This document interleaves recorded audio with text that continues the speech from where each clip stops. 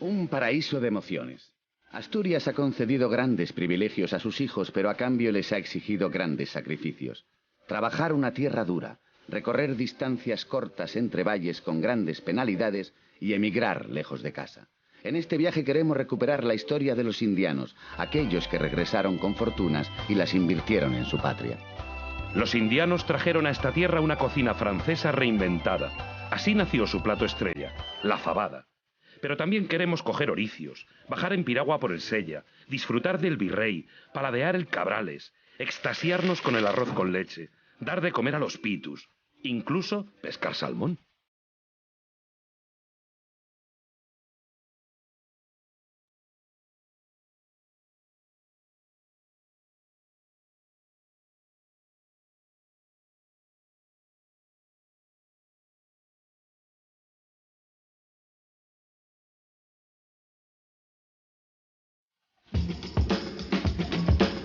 Un hálito de borrascas, una esencia de tempestades. Eso es este equinodermo para Julio Camba. Los oricios son uno de los mariscos más apreciados en los chigres, y se dice de él que no existe animal que sintetice mejor en su interior todos los aromas del mar, incluso los abisales. ¿Sí? Estos son oricios, ¿no? Sí. ¿Y esto para qué sirve? Para cogerlos. Mira, Juan, tienes que los sacar de entre las piedras, Juan. A ver. Mira, así como el Manol.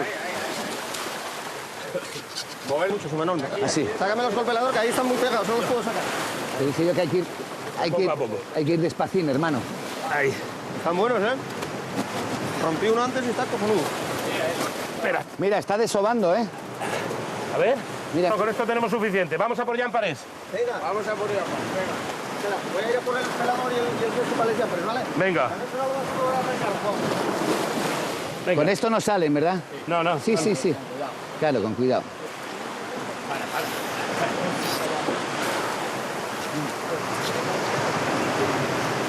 Como las navajas, igual.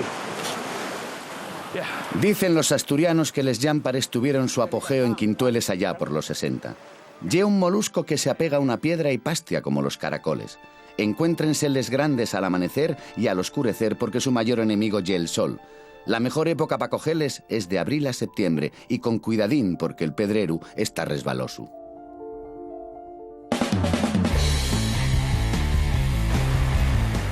Hola, soy Celso Sánchez y me gusta pescar oricios y Llampares aquí en el Pedrero. Una pescata es más o menos lo que hicimos ahora, venir toda la familia, disfrutar en el Pedrero cogiendo Llampares, oricios, pulpos, andariques se cogían también, y después con todo eso pues llevarlo a casa y hacer una especie de merienda entre toda la familia y disfrutar de los mariscos y de la sidra ya en casa. A los que vivimos aquí es el pueblo más guapo del mundo. Para comer, pues quizás lo más rico de la mar para mí puedan ser los oricios.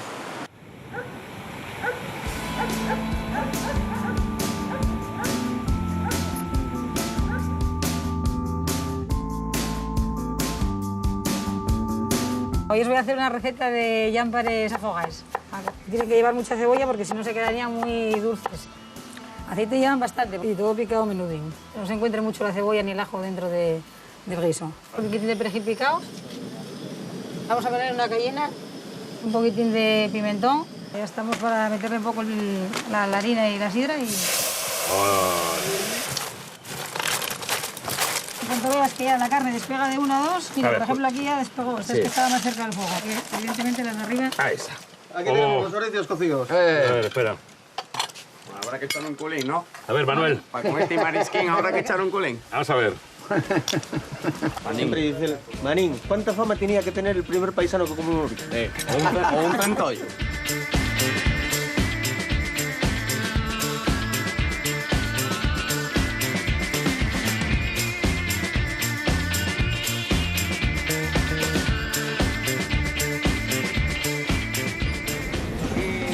El río Sella nace en la fuente del infierno, en Picos de Europa. Ejerce de frontera natural entre los concejos asturianos que atraviesa. Desde 1927 se celebra una vez al año su descenso internacional entre los puentes de Ribadesella y Arriondas. Allí me espera Javier con una piragua. Soy Javier Hernán y soy piragüista. Empecé el piragüismo aquí en mi pueblo, en Arriondas, donde salieron tantos deportistas, tantos piragüistas de distancias maratonianas y descenso de ríos y demás, porque las condiciones pues favorecen a que seas un pailista muy bueno en descenso de ríos, y sin embargo pues la anécdota es que yo salí velocista, salí para remar en pantano, distancias olímpicas, y competir a como mucho 200 metros, 500 metros o 1000 metros, no descenso de ríos de 20 kilómetros hasta 30 de maratón. El SEIA te hace sentir de una manera diferente a lo que es el piragüismo de velocidad, ¿no? Me refiero a esta naturaleza, estás en el medio de la nada, es un río, son árboles, entonces claro, vienes a entrenar aquí, es como que te liberas de todo, ¿no? Estás entrenando, pero sin embargo nadie te molesta, no oyes ni un ruido, no hay nada más que los pájaros, el agua. Yo venir al SEIA para mí es una liberación, y la verdad que cada vez que puedo venir estoy encantado. Mi plato favorito son los pasteles de 1000 hojas de la confitería con Pomor. Me gusta mucho el azúcar, y además aquí en Arriondas disfrutamos de tener uno de los mejores dulces de Asturias, o sea que... Este río tiene 56 kilómetros de recorrido, lo afirmo. Y seguro que hay más de uno que reconoce en el puente romano que une Cangas de Onís con Parres una de las imágenes más emblemáticas de Asturias. Me parece un privilegio disfrutar así, a golpe de remo, de este parque natural.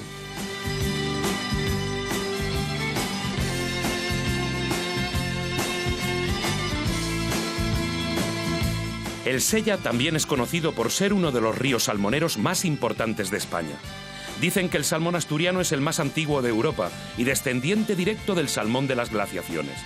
Hace 2 siglos se capturaban al año en este río más de 12.000 ejemplares. Hoy escasean y por eso son tan caros. El campanu, el primer salmón del año que se captura, se cotiza por las nubes y es un verdadero acontecimiento.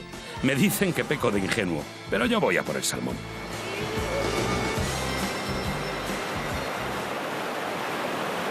Se llama cucharilla por esta cucharilla que en el río se va moviendo y hace de señuelo. Eso es lo que atrae al salmón y por pura molestia lo ataca, ¿no? O bien molestia o que le llama algo novedoso. Le llama la atención. Le llama la atención. Bueno, pues esta es una cucharilla que tiene 3 anzuelos. ¿Y cómo preparamos esta cucharilla, que es una cucharilla de muerte, para que sea una cucharilla para no muerte? Cortaríamos. Ahí ya la veo. ¡Coño! Esta me ha dado, o sea, que decir, esta es sin muerte para el salmón, pero a mí está a punto de desorejarme como un vitorino. ¡Qué barbaridad! ¡Qué deporte tan arriesgado! La veda empieza en marzo y termina en julio. Y a pesar de lo difícil que resulta pescarlo, no me doy por vencido. Me acompaña Olivo, un experto en su captura. Siempre seguí la misma dirección, la difícil la que usa el salmón. Ni uno. Llevo aquí 2 horas y no saco un salmón.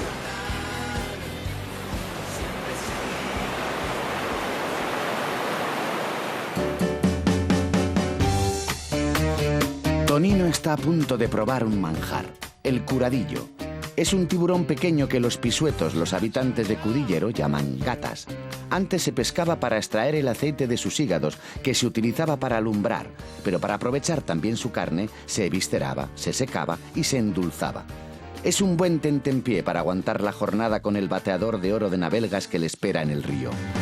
Todos me llaman el pez tiburón, el rey de los mares salados. Todos me llaman el pez tiburón. Bajando una mano y levantando la otra. ¿Así? Sí.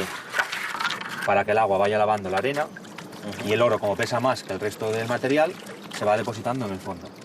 En su día, la gente que trabajó en la mina en los años 50, pues utilizaba el bateo como un complemento a su economía y lo poco que sacaba pues lo dedicaba a vender a los dentistas de la zona. A mí lo que me parece increíble es que se quede ahí al fondo. Sí, es que como tiene más densidad y pesa mucho más que el resto, pues... Ay, aquí creo que estoy viendo ahora. Sí, ¿eso? mira, ahí es una partícula, sí. ¿Sí? Sí, mira, yo aquí también tengo. ¿Y qué hago ahora? Nada, tienes que batear hasta el final, hasta acabar la arena toda. Uf, pues no sé cuánto voy a tardar, ¿eh? Esta es una pepita... Eso es un pepitón, más ¿Pepitón? bien. ¿Por qué se llaman pepitas? Bueno, como son como semillas, ¿no? Sí. Sujétame un momentito el bote. Sí. ¿Quieres ponerse en agua? Sí, porque el agua, ahora te explico, con el dedo seco... la pepita se te queda pegada y después en el propio bote el agua te quita la partícula. Claro.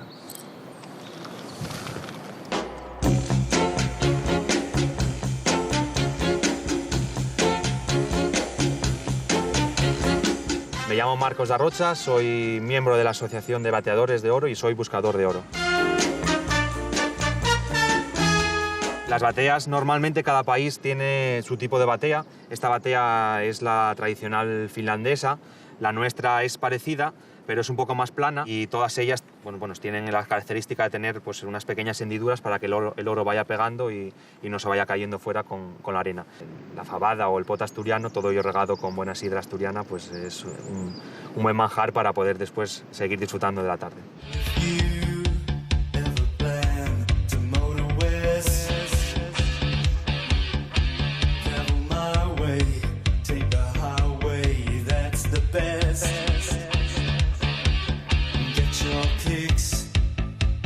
¿Cómo lo queréis de tamaño? ¿Así grande? Grandecito, grandecito. ¿Eh? Bueno, tenéis para escoger, tenéis... Grandecito. Qué bonito es. Qué bonito es este pez, por Dios, ejemplar. Bueno. Vamos a ver lo que pesa. ¿Cuánto pesa? Mirad, ese pesa 2 kilos 800 gramos. Bueno. Para los dos ya nos da, ¿no?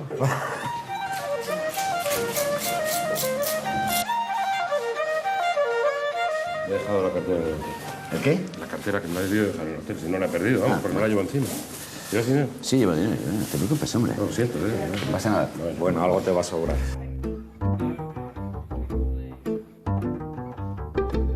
Me llamo Ramón Menéndez Álvarez y soy pescadero. Bueno, el virrey es un pescado que aquí en Asturias, en fin, pues se consume mucho. Es un pescado muy apreciado. Es caro porque no abunda mucho y hay mucha demanda. En fin, para mí lo más difícil es comprarlo justo para que no te quede. Hay que ajustar bastante en la compra. Pescado concretamente, el rey me encanta.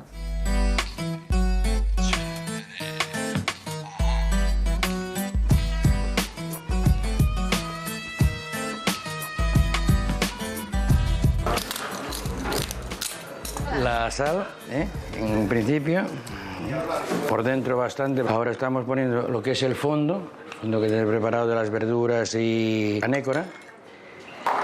Pues la salsa verde, salsa marinera. Esto lleva es aceite de oliva, ajo, harina, vino blanco y guindilla. Puré de cebolla, esto es solo cebolla. Los ojos es el termómetro del horno. Cuando está el ojo hecho, el pescado también. Metemos en el horno, este tipo de horno que no lleva aire, lo tenemos a 250. Si fuera un horno de convención, con 220 pues sería bastante. Una pieza ya de 2 kilos 800, o sea, son sobre 40 minutos. Para 2 raciones, 1 kilo así, pues 20-25 minutos. Y por la noche baila al estilo Tarantino. Pero bueno. Muy bueno. Con un pez de estos comen 6 personas, ¿eh? Sí. Soy Enrique Fernández García, soy cocinero y me decanto por la cocina asturiana. Tiene el alma de negro. Soy nacido en Navia y bueno, pues tuve mucho por fuera, Noruega, Estados Unidos, algo por Rusia también, aunque hay poco.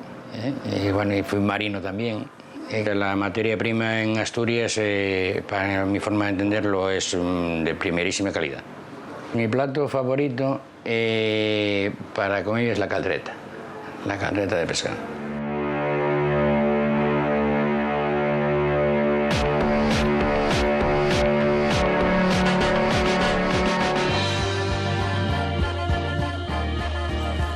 He visto que el parador está al lado del molinón. Sí. ¿Eh? Igual por eso se llama Molino Viejo.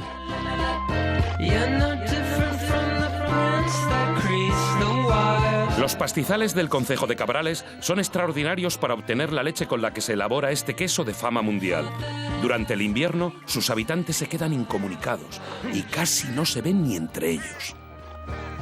Oye, Pepe, ¿aquí en invierno os quedáis incomunicados o desde luego, en todo caso, tiene que hacer un frío de pelar?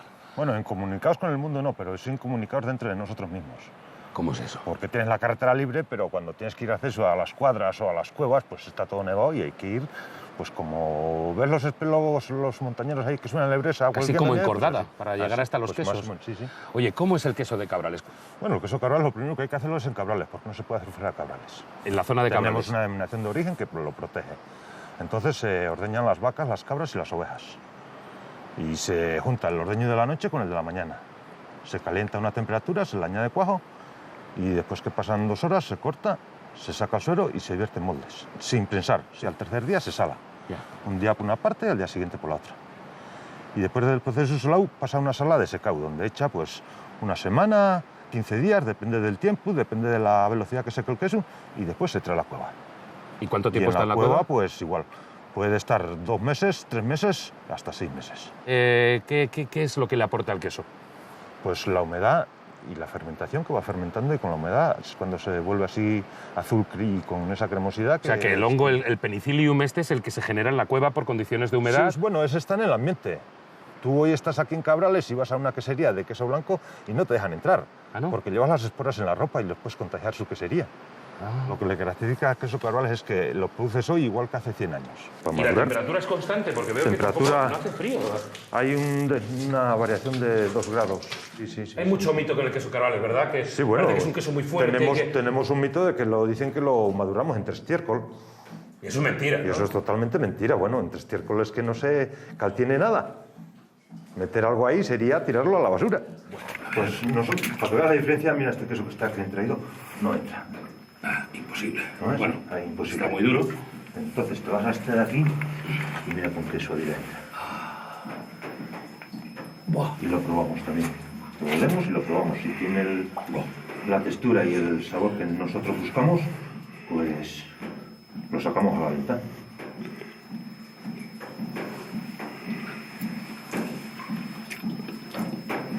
Todavía le falta. Todavía le falta. Pues esto... Pero está de muerte.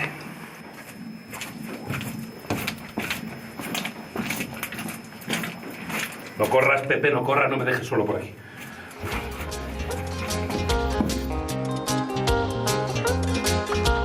Bueno.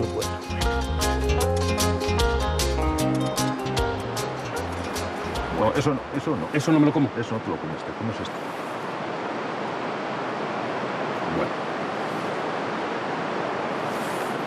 Este es el queso. Esto lo tapamos así. Es uno de los quesos más ricos españoles y por tanto es uno de los mejores quesos del mundo. Bueno, normal. Comerlo aquí a salida de la cueva es un placer que pocos tienen. Soy Pepe Bada y fabrico queso Cabrales. A los 5 o 6 años ya empezabas pues, a ir a por ahí al ganado, a la cueva con tus padres y entrar en el mundillo este y hasta hoy. Esta cueva está escriturada en el año 1870 por ahí. La escrituró un señor y es de su propiedad, pero bueno, la utilizamos todos los vecinos del pueblo. Aquí en el pueblo nos respetamos todos los quesos. Cada uno conoce el suyo y el del vecino. Hombre, si ve algo mal hecho, pues va y te lo arregla y te lo dice. Pero cogerte un queso nunca. Al que le gusta no le cambia por ninguna otra clase de queso y al que no le gusta no lo puede comer jamás. Yo digo que este queso, la mitad de él lo hace la naturaleza. Al final tiene que ser lo que ella diga. Yo me encanta. Es mi base de alimentación. La verdad que yo me siento más solo en una ciudad que aquí.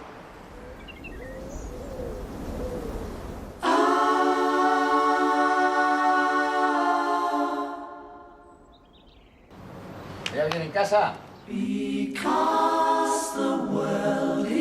Hola, soy Fermín Cueva y esta es mi vida. Como que nací entre el embutido porque ya la tradición de la familia, cuando yo era chiquitín todavía se mataban los cerdos aquí en la casa, se elaboraba todo, yo prácticamente me crié entre todo el mondongo, ¿no? Bueno, yo tenía claro que esto era lo mío y me gusta y bueno, trabajar en algo que te gusta pues también tiene sus ventajas. Un pote bien hecho, una buena carne de ternera asturiana es muy buena. Con pango, como lo tenemos aquí, que es el acompañamiento de la fabada, Sí. chorizo, morcilla, panceta y lacón. Eso no debe de faltar nunca en una buena fabada. Ajá. Hay que ahumarlo, ¿verdad? Porque aquí no hace Hay que tanto ahumarlo. frío como para que seque. En Asturias hay que ahumar porque tenemos mucho problema de humedades. La función del ahumado, aparte de confiere un sabor también especial, nos sirve de forma de conservarlo y de secarlo. Estos aparatos son aparatos de la tradición familiar y son muy antiguos. Son muy antiguos, muy antiguos. Este de porcelana. Sí, este es de porcelana, fíjate, no sé, tendrá 200 años o posiblemente más. Era la máquina con la que se picaba la carne primero y después se embutía. Porque esto está elaborado de forma artesanal, entonces está atado a mano, la medida no es exactamente igual, es un embutido totalmente artesanal. ¿Cuál es la fabada que tú recuerdas mejor que hayas comido en tu vida que no lo haya hecho tu padre o tu madre? Posiblemente un restaurante que hay en la zona de la costa, en Prendes, tenga la fabada más sofisticada y más sabrosa que yo ¿En conozca. Prendes? Sí.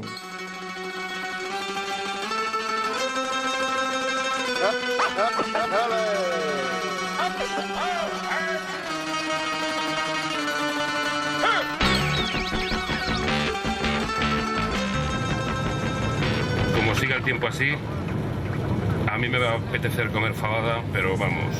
Sí. ¿Eh? Los indianos tuvieron el coraje de embarcarse en una aventura vital para sacar adelante a sus familias, emigrar a las Américas. Algunos perdieron la vida, como en el sonado naufragio del Valvanera. Otros regresaron con grandes fortunas con su lujo vocinglero, como dice Clarín, y viajaron después a París. Así llegó, entre otros platos, la fabada a Asturias. Dice Julio Camba que la fabada es como el cassoulet de Toulouse, aunque le falte el pato. Un buen inicio para un mejor final. Soy Pedro Morán Quirós y soy sportinguista y madridista. Soy Marcos Morán y me gusta comer o cocinar, pero no sé qué me gusta más. Cuando ya has conocido a la familia Morán. Bueno, me he quedado impresionado. Tú no me la hayas contado del todo. Ye mundial. Me ha gustado una cosa increíble. Tiene una cosa muy curiosa.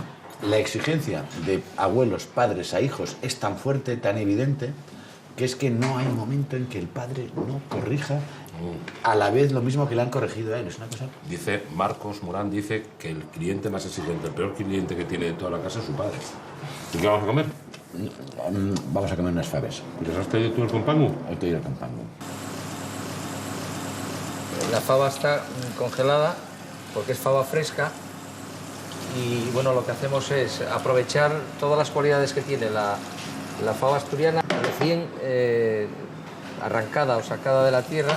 Estas faves no tenemos falta de echarlas a remojo. Bueno, paralelamente lo que hemos hecho ha sido el embutido. Le vamos a dar una cocción de 6-7 minutos para que pierda impurezas. Y lo que hemos hecho ha sido ayer puesto a remojo un trozo de tocino, de panceta de cerdo, y la ponemos entre el agua. Estas son las faves, agua, el trozo de tocino y para 3 kilos de faves, 8 chorizos y 6 morcillas. Lo normal es que el mismo peso de fava fresca sea justo el doble de agua, o sea, 3 kilos, 6 litros. Y luego si necesita vamos a echar caldo caliente. Caldo de ave. Caldo que tengamos rico por casa. Concentradito mejor. Es un plato que hay que ir haciéndolo muy despacito, con mucho amor y mucha tranquilidad, nunca a fuego directo. El embutido hervido, chorizo y la morcilla y lo agregamos. Y las pondremos a hervir fuerte durante 20 minutos. No las vamos a espumar porque como es fava fresca no tiene impureza la alubia, tiene su agua de vegetación y lo queremos aprovechar. Bueno, vamos a taparlas a esperar a que hiervan y luego dejaremos 20 minutos.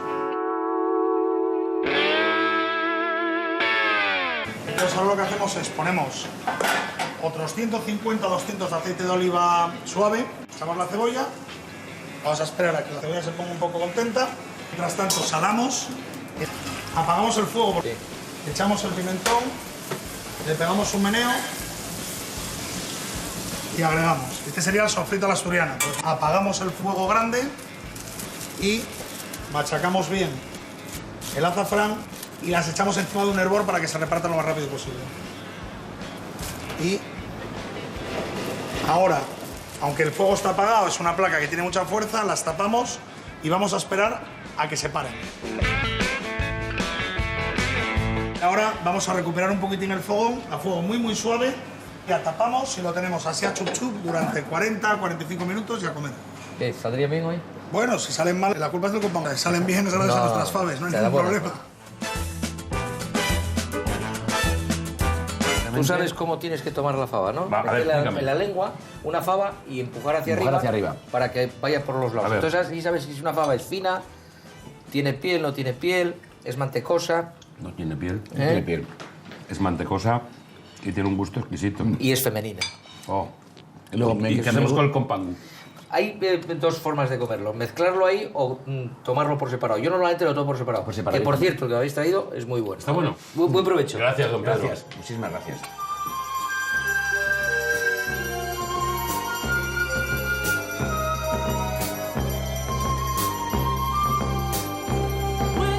Escondidos en los más recónditos valles viven hoy unos 80 ejemplares de oso pardo en Asturias. Pesan 180 kilos y miden 2 metros de alto. Con sus pequeños ojos escudriñan una realidad que a veces entienden poco. Su único enemigo natural es el hombre. Para allá mando a Tonino. ¿Cuántos animales tenéis así? Bueno, tenemos 2 hembras, la Caitola, y luego un macho que se llama Furaco, que es el que está intentando el cortejo. Pero la población es más grande, ¿no? Sí, sí, bueno, la población en libertad, estos son osos de cautividad, pero la población en libertad en toda la cordillera cantábrica se mueve en torno a unos 130 ejemplares aproximadamente. 130, ¿cuántos había antes, más o menos? Bueno, hace bastantes años probablemente la población podría haber llegado a los 500, pero la presión humana los dejó ya en peligro de extinción. De hecho, realmente ahora en este momento es un animal que todavía hay que pelear mucho porque es fácil que pueda desaparecer. Pero realmente para Asturias es un orgullo ser todavía una región con osos, porque eso quiere decir que todavía el monte tiene vida. Tiene vida, tiene salud, porque realmente es capaz de darle refugio y alimento al último carnívoro salvaje grande que tenemos en la península ibérica, ¿no?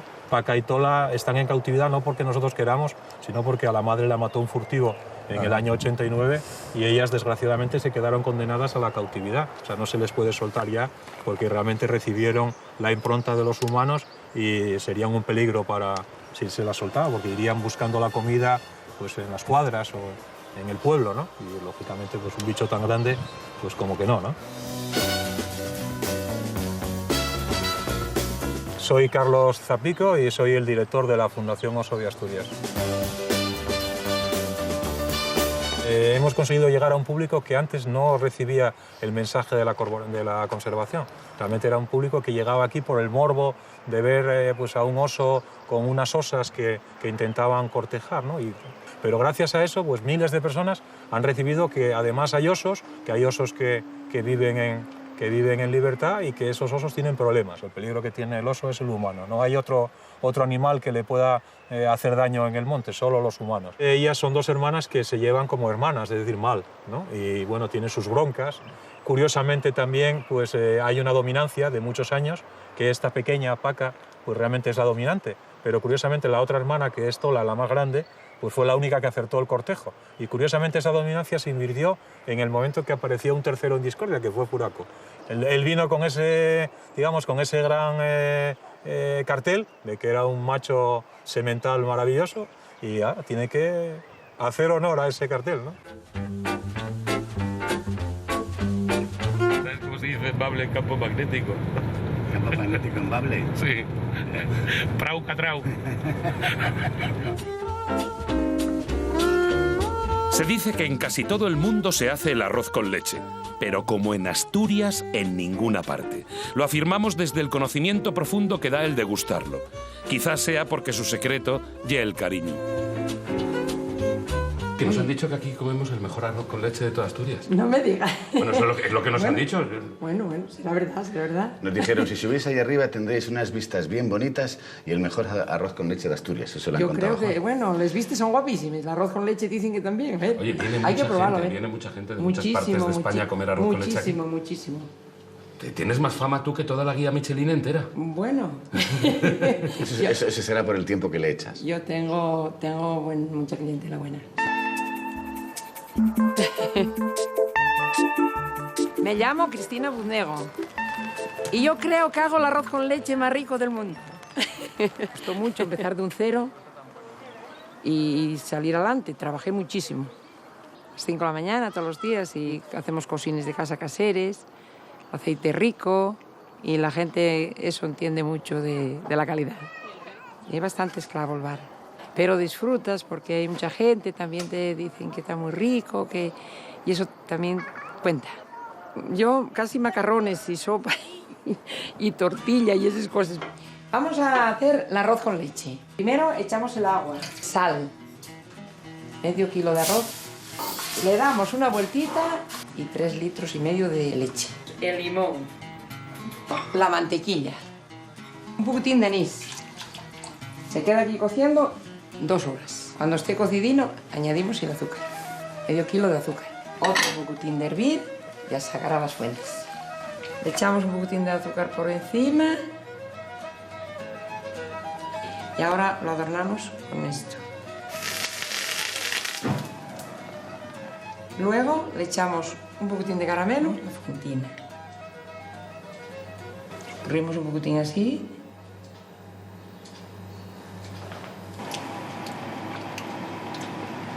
Está muy rico. ¿Está rico? Está muy rico. Muy rico. Bueno, pues salud. Por muchos años que sigas haciendo este arroz. Y ustedes que os vean, ¿vale? Y un perro flaco merodeando bajo la mesa del restaurante. Ay, perro flaco, ¿qué tal va eso? Tómate un A mí hay una cosa de Asturias que es especial. Y yo no digo que no la haya en otras partes de España. La gente es enormemente simpática. Tiene un orgullo de su tierra, pero que no es... No es prepotente. Prepotente ni ofensivo. Y luego, aunque haya cosas, pues como los pitus calella, no son comercializables. Es un tío que tiene unos pollos, los tiene por ahí sueltos, les da de comer, comida totalmente natural, los cuida y luego te regala a ti un pitu y tú te comes un pitu.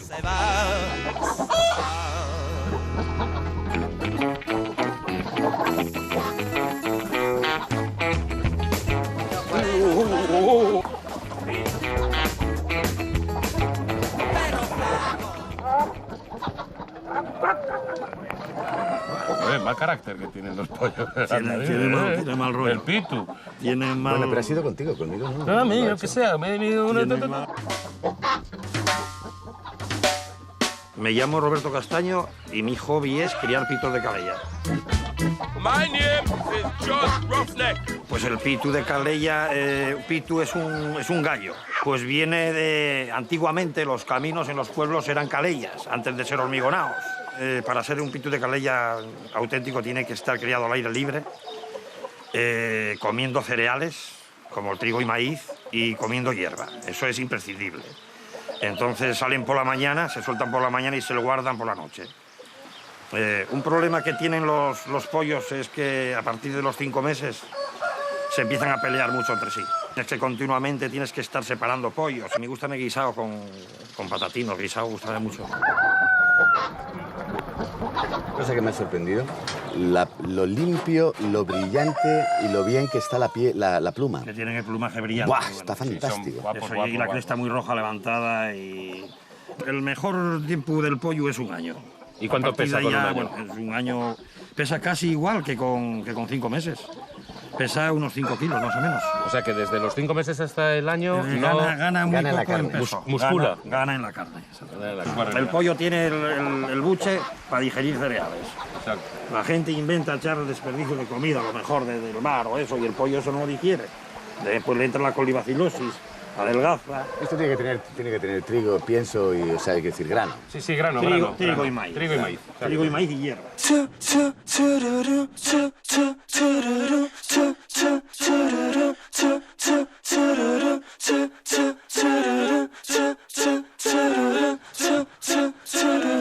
Dale, Imanol. Joder. Venga. Juan, espera.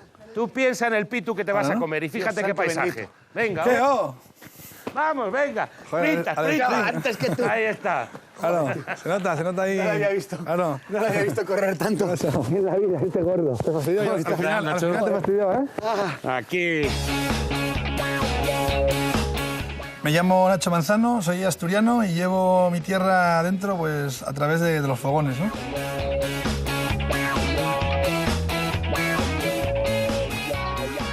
El primer paso, hacemos un adobo de ajo una noche y luego 1 hora antes de freírlo lo salamos. Bueno, este proceso más o menos dura 10-12 minutos.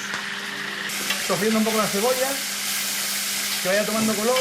También vamos a poner un poquito de pimiento verde que ya la cebolla y el pollo están absolutamente integrados. Es el momento que incorporamos el vino blanco, en este caso un jerez seco, es lo que más me gusta también para contrarrestar un poco el dulzor de la cebolla, ¿no? Esperamos eso, unos 10 minutos en la olla destapada para que se vaya yendo el alcohol. Le metemos el brandy, ¿no? Pues como una copita. Se vaya evaporando y tapamos, ¿no? Hay que tener esa precaución de ir añadiendo agua fría poquito a poco para que siempre tenga como que esté cubierto, ¿no? Metemos un poco de perejil a darle un poquito de toque así verde y fresco, ¿no? Y ya esperar a que esté hecho. Ya lo tenemos, ¿no? Esto lo hemos tenido como unas 2 horas y 3/4 de cocción. Ahora ya está tierno, está en su punto. Pasamos la salsa por un colador fino, que quede bien, que no esté ningún resto de cebolla. Quitamos todo el exceso de grasa y queda una salsa como de la verdura con toda la esencia del pollo, ¿no? Mire, vamos a hacer una cosa. Póngale el contramuslo ahí a Imanol, ¿eh? Y nosotros muslos.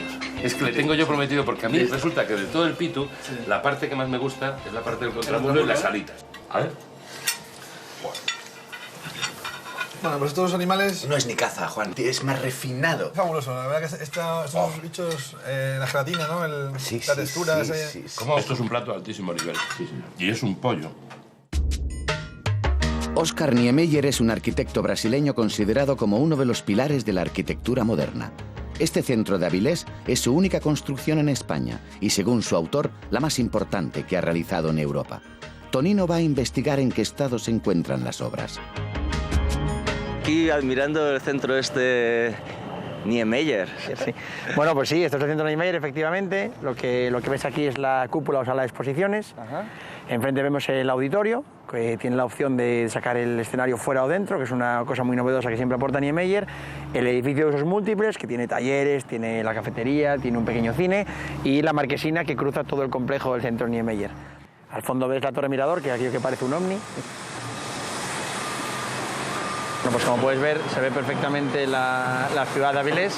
El casco antiguo lo tenemos justo detrás, a tan solo 3 minutos. Nosotros consideramos en el centro Niemeyer la gastronomía como una parte más de la cultura. Bueno, pues un cocinero de renombre o un cocinero cualquiera, ¿no?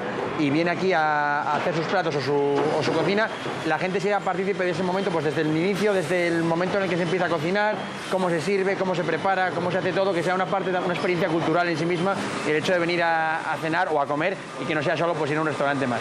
Los grandes chefs del mundo, hasta a lo mejor que un día venga la abuela de uno de nosotros a cocinar lentejas para todo el mundo que quiera venir a comer un plato de lentejas hecho por una abuela de verdad, ¿no? Ah, qué buena idea. Sí, sí. Bueno, mira, ya desde aquí ya ves, te haces una perspectiva también de todo lo que es el centro Niemeyer. Desde aquí parece que estamos más altos que el auditorio, pero en realidad esto es mucho más bajo que el auditorio, sí. Lo que pasa es que la perspectiva y el juego de sensaciones te hace pensar que estás más alto que el auditorio, pero no, estamos un poquito más bajos. Es una reconversión industrial brutal, porque no hay un paso intermedio entre la industria y la cultura, no es cambiar directamente aquí. Aquí había industria, aquí ahora hay cultura. Me llamo Pedro Zuazo Agil y soy director de comunicación del Centro Niemeyer. Yo creo que más que nosotros elegir a Niemeyer, fue Niemeyer el que nos escogió a nosotros, ¿no? 25 aniversario de los premios Príncipe de Asturias, pues se visitó a Oscar Niemeyer, que él había ganado en el 89 el Premio de las Artes, y se le pidió una colaboración para ese 25 aniversario, y él, pues en vez de ofrecer una conferencia o de dedicar un libro, dijo, no, lo que voy a hacer es, como soy arquitecto, voy a regalaros un diseño y voy a daros un edificio para que hagáis algo diferente. El saber que la arquitectura al principio es obra, es hormigón, que es básicamente hormigón esto, pero que el día de mañana va a tener un contenido social y que hay que darle un uso para que las personas pues, puedan disfrutarlo. Yo creo que esa es la principal herencia, a lo mejor, de su relación con Le Corbusier, que Niemeyer transporta aquí al centro Niemeyer, porque lo que él quiere es que esto sea una gran plaza abierta a todos los hombres y mujeres del mundo y que tenga un uso social, ¿no? Que no sea un mero edificio frío y seco, sino que tenga una vida y que tenga un alma. Nadie debería irse de Avilés sin probar la famosa longaniza de Avilés, porque se llama así.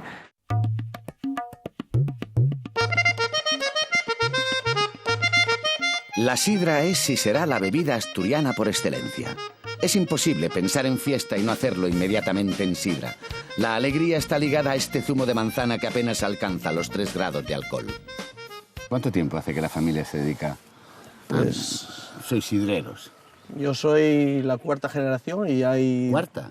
Y hay y hay la quinta dentro ahora mismo de la bodega, digamos, mi sobrino, y llevamos más de 100 años. ¿Qué diferencia hay entre una manzana autóctona con respecto al resultado final en la sidra? Bueno, las variedades que hay en Asturias son variedades típicamente de manzanas. Para la gente que no entienda, las variedades se ven variedades que, como decimos en Asturias, son ruinas, tienen mal aspecto, pero son manzanas que tienen acidez, que tienen amargos, tienen las características que hacen falta para elaborar un buen producto. El 90% de la sidra que elaboramos la consumimos en Asturias. Quiere decir que en caso de que se conozca más, que la gente lo conoce, lo que pasa es que no tiene acceso, y tuvieras que abastecer un poco el mercado nacional, habría que multiplicar por 4 la producción, porque aquí consumís mucha, afortunadamente. Si el resto del país consumiese en la misma proporción que consumimos los asturianos... Me haría yo sidrero también, entonces sería... Sí, habría que poner muchos manzanos. Nos tomamos un culete y vemos a ver qué opinas. Déjame decirte que tienes el campo precioso. Bueno, en Asturias el campo se mantiene de una manera muy fácil. Porque... Ya, pero siempre hay que trabajarlo. Eso es verdad.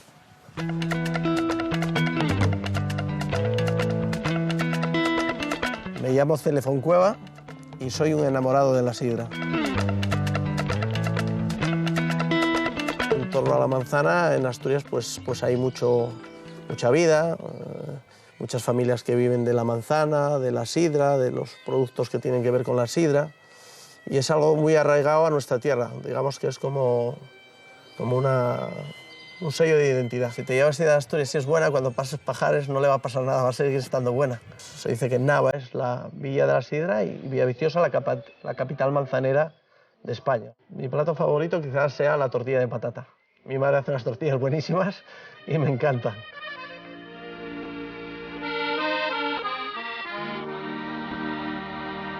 Échame un culimaní,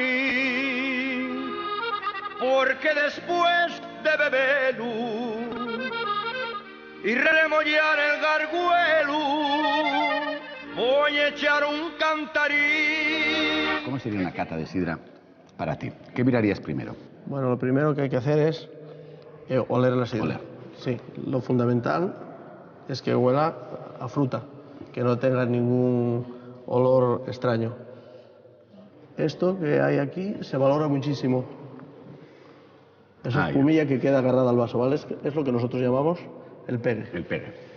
Y luego ya, pues, degustar.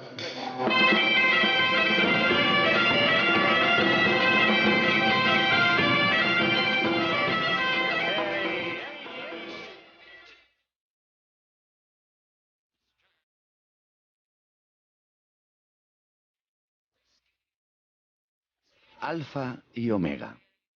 El comienzo y el final. Ambos a cada lado de la cruz de la victoria, la que preside su bandera.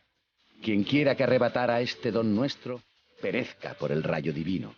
Dice la leyenda escrita siglos atrás en los brazos de la cruz.